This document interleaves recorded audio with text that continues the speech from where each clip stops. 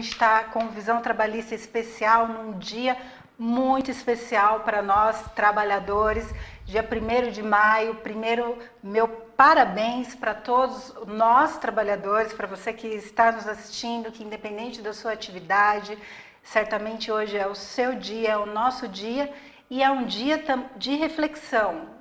A gente fala de festa, a gente fala parabéns, mas na verdade é um dia de reflexão que hoje, em 2017, ganha ainda mais peso diante de todas as ameaças que a gente está enfrentando.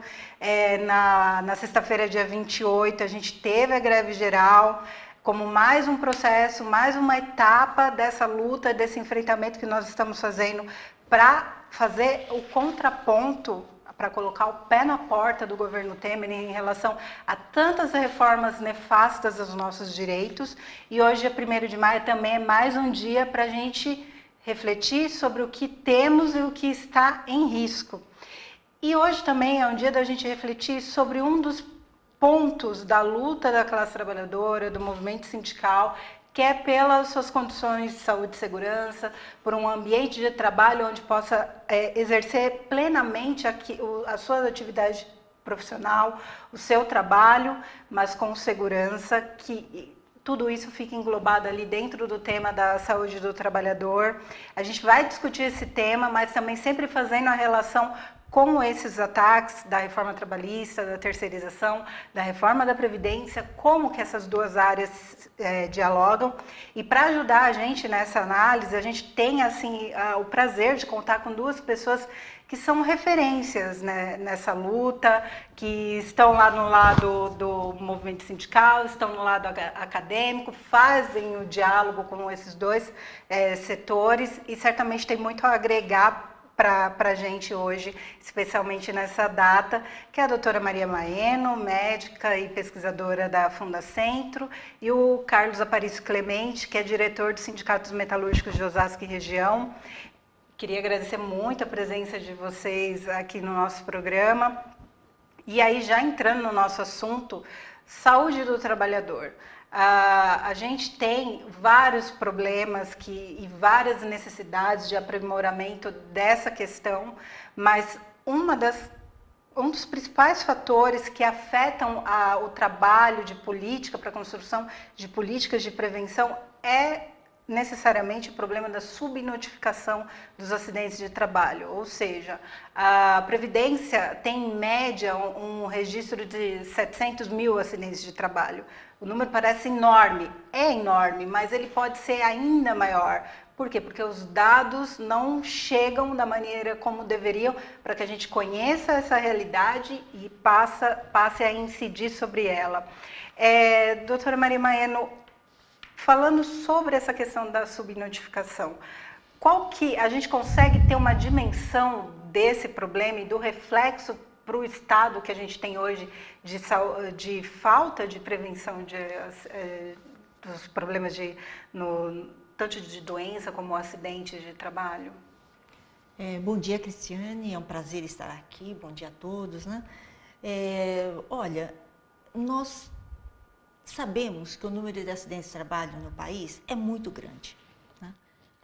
Qual que é a referência que a gente tem? Normalmente são os dados da Previdência Social. Isso que você falou, em média mais ou menos 700 mil, alguma coisa do tipo, entre acidentes, o total de acidentes.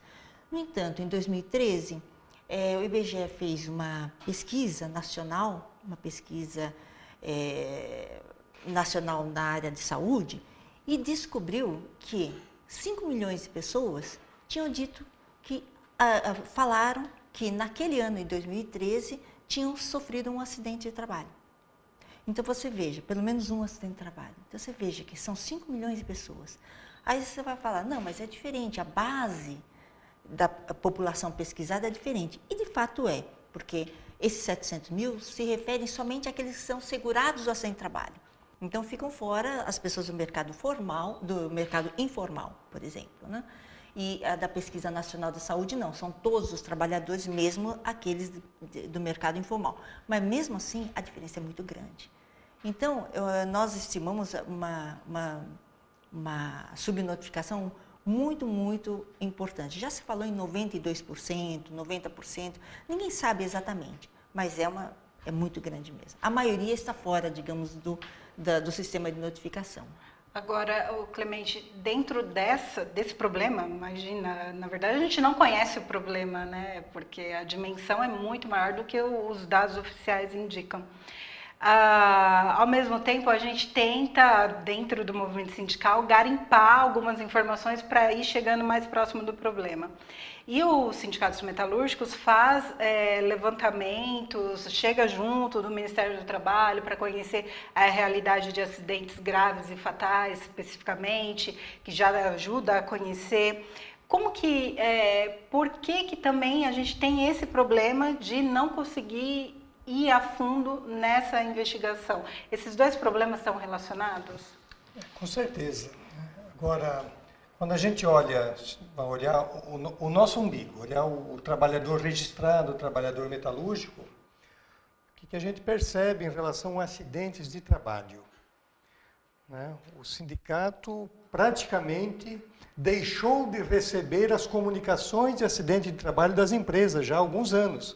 As empresas estão sonegando as informações da CAT, a Previdência Social não se interessa em fiscalizar a empresa que desrespeita a lei e diante do acidente de trabalho, o sindicato tem documentado algumas situações, parte delas apresentadas ao próprio ministro do Trabalho, parte delas apresentada ao Procurador-Geral da República, onde, diante do acidente de trabalho, comunicando o Ministério do Trabalho para fiscalizar, ele só quer iniciar a fiscalização se tiver uma comunicação de acidente de trabalho na mão feita pelo sindicato. Situações de mortes de trabalhadores, situações de acidentes gravíssimos. Então, o que a gente tem percebido? O sistema de fiscalização, ele some com os registros, porque a CAT não é aberta, e o sistema de fiscalização do trabalho, ele só vai se interessar em fiscalizar a gravidade de um acidente, as causas de um acidente, se tiver na mão dele toda uma documentação que, infelizmente, na maioria dos casos, não vai acontecer. Né? É uma burocracia que joga contra o trabalhador. É como se, por exemplo, diante de um assalto ou um crime na rua, você presencia e liga para 190 da polícia e o policial fala, olha, pega o RG do morto, da pessoa violentada e pega o RG do criminoso. Segura o RG aí, que daqui 2, 3 semanas eu vou aparecer aí para ver o que está acontecendo. É isso que é o nosso sistema de fiscalização hoje, documentado pelo sindicato. Porque o que deveria desencadear o sistema de fiscalização imediata seria a própria notícia da morte. E não precisa ser de ninguém, pode ser de qualquer pessoa. E que notícia, né? É qualquer notícia, quer dizer, houve um acidente grave, houve um acidente fatal, quer dizer, isso tem que desencadear já o sistema da fiscalização, não precisa de nenhum outro dado. Mas isso é previsto em legislação? Olha, previsto no tempo, etc., não. Mas, em tese, o Ministério do Trabalho e o Sistema Único de Saúde são responsáveis pela área de saúde do trabalhador. Né? Então, são dois grandes sistemas que nós temos. Agora, eu acho que existe uma falta de... uma dificuldade em montar esses sistemas, sabe? Eu já trabalhei na área da saúde durante muitos anos, na área de saúde do trabalhador, e nós tentamos montar um sistema muito ágil. Quer dizer, nós tínhamos um sistema de vigilância nos ambientes de trabalho, porém, ao receber uma notícia, seja de qualquer pessoa por telefone, não precisa ter nada, é o nome da pessoa, né? Ou o fato, não precisa nem ter nenhuma burocracia. Nós íamos lá, mas também essa informação não chega rápido. Quer dizer, a gente não tem essas conexões. Né? Tem problemas sérios. O Ministério do Trabalho, nos últimos anos, não está fazendo concurso público. Não tem gente, não tem pessoal. Isso, né?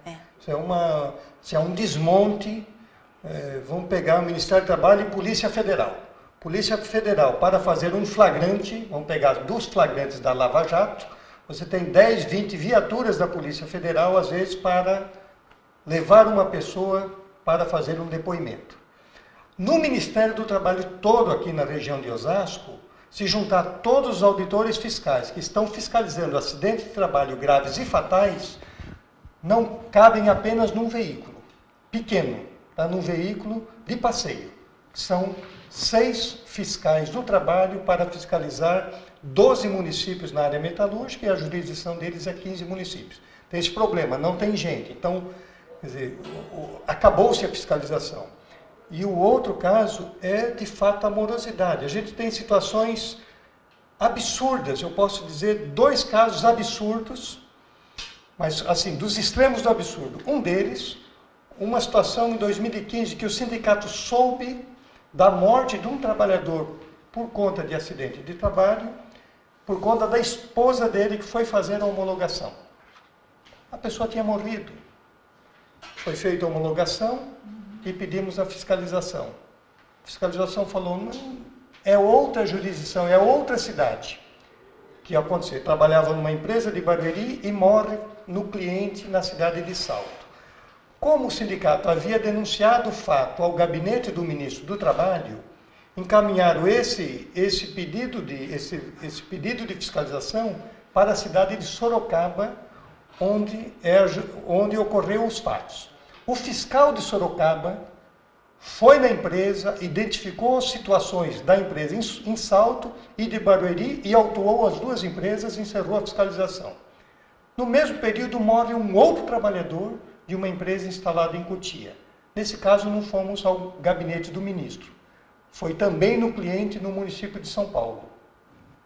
O Ministério do Trabalho arquivou o processo dizendo não tenho o que fazer porque está fora da minha jurisdição. Absurdo. Isso nós estamos vivenciando. Absurdo, desumano, e a previsão é que só se agrave com todas essas reformas, especialmente a lei que estabelece a possibilidade de terceirização de tudo.